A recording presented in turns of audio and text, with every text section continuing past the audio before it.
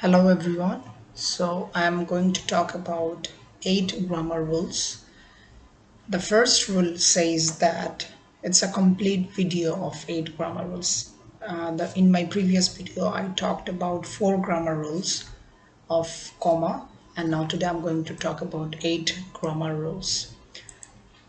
So the first rule is that you have to use comma to separate items in a series of 3 or more things. For example, if you want to say that I want to eat bread, cheese and egg. Look here, we have 3 things. One is bread, another is cheese and another is egg. So if we want to separate, or if we want to write in a sentence, we have to separate these 3 things. How can we do it? We can put a comma after bread, and then we can put a and after cheese, that is in between cheese and egg. That's how we can write. So this is the correct way of using comma when there are 3 things to mention in a sentence. Same way, if we want to say that John wants to buy a pen, pencil and book, we have 3 things.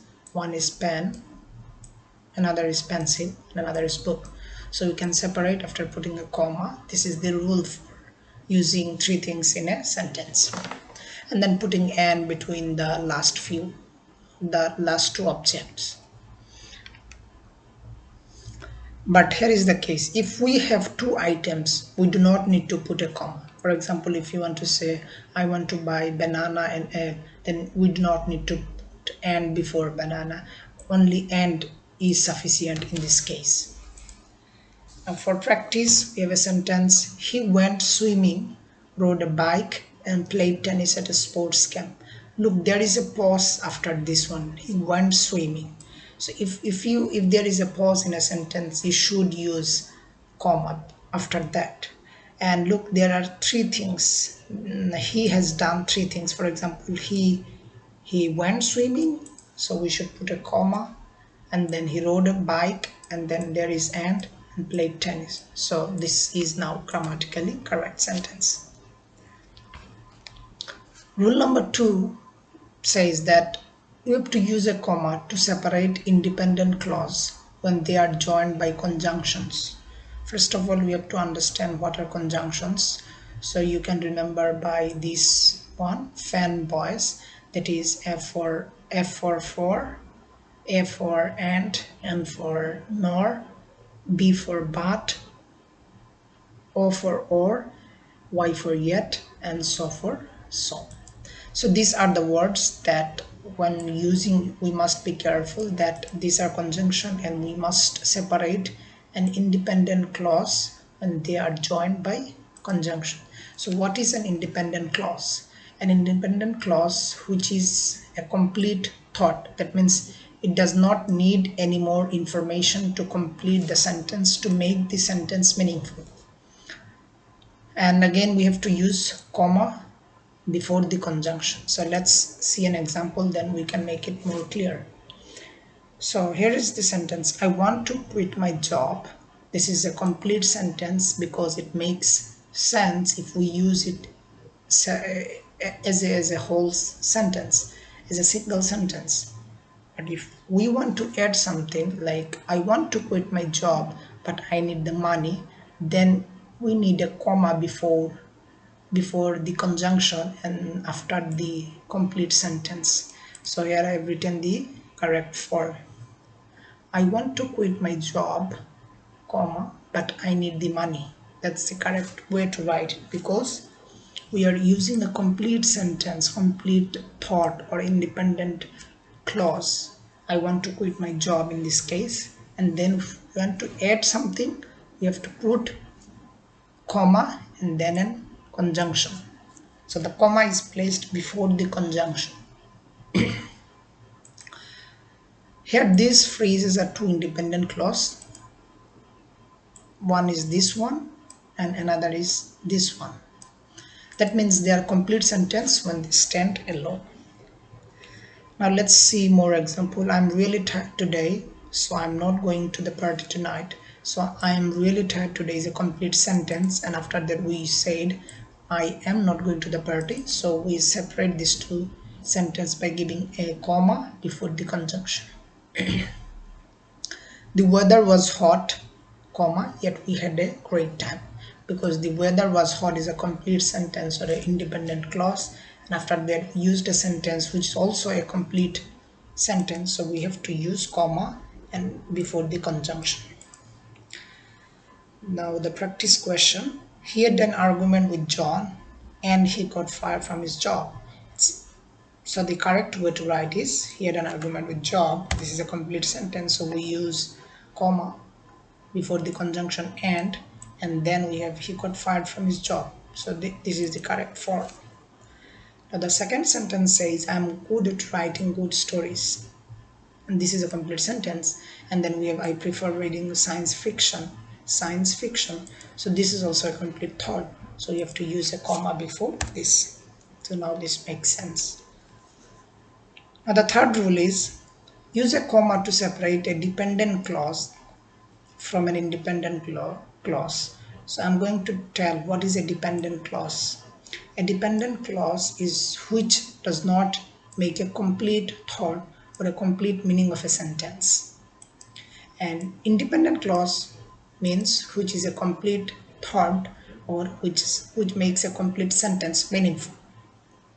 For example, if you say if you finish your work by Friday, so then what comes? Then this portion will give the answer of the previous words. I will give you a Sunday off. So this is an incomplete sentence. That is a dependent clause. So we have to use comma to separate the sentence which is a complete thought. I will give you a Sunday off. So we can understand that when we are using a dependent clause, an independent clause, we have to use comma in between the two clauses. Here I have described what I have just said. Now the practice question. Because he is 15, then what? So this is an incomplete sentence. So you have to use comma, as simple as that. And then he cannot buy alcohol. Then the sentence ends. So it's very easy to understand.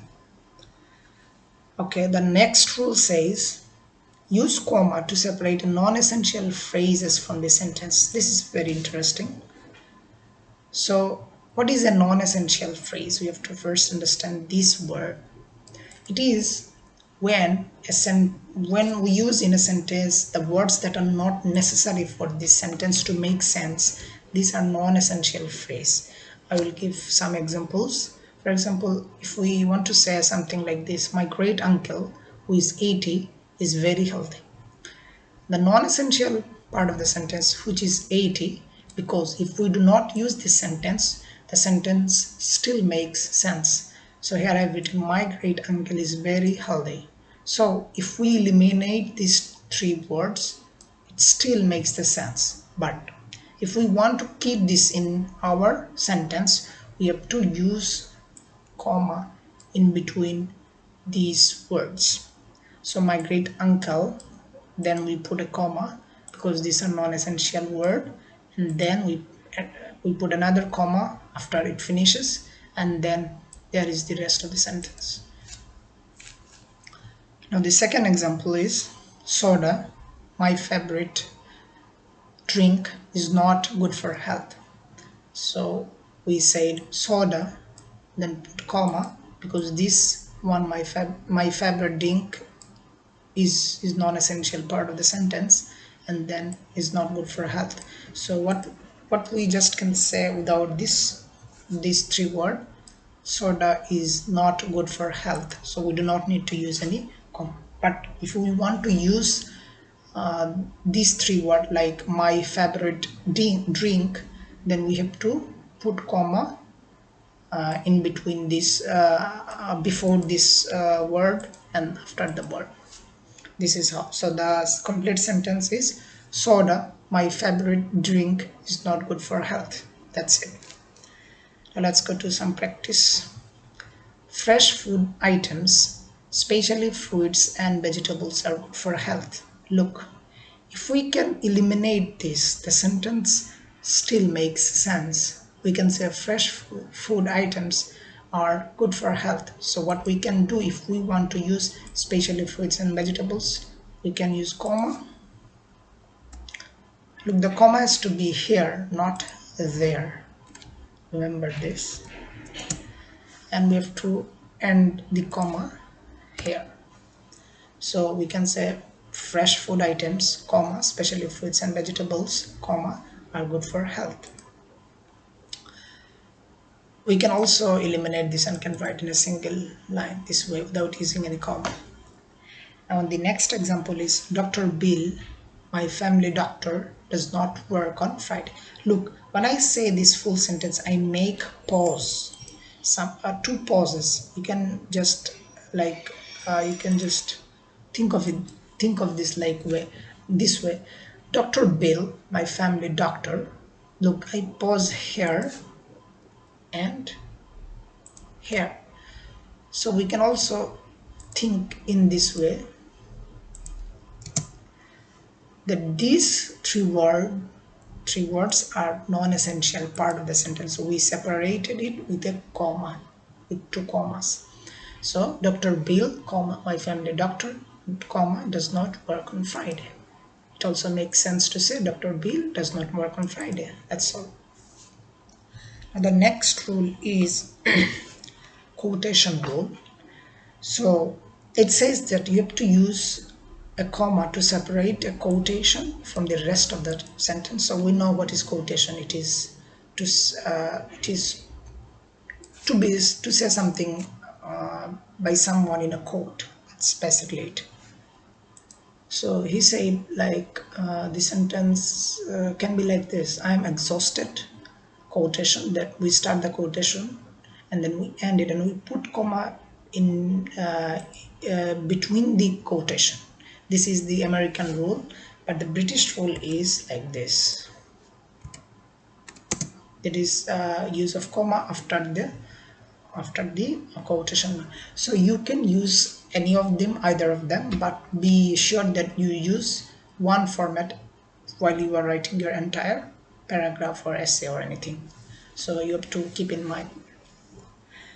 The next one is John's boss yelled, comma, and then we put a quotation mark, get out the room, and then again we use the exclamatory mark before the quotation ends, or we can use it after the quotation.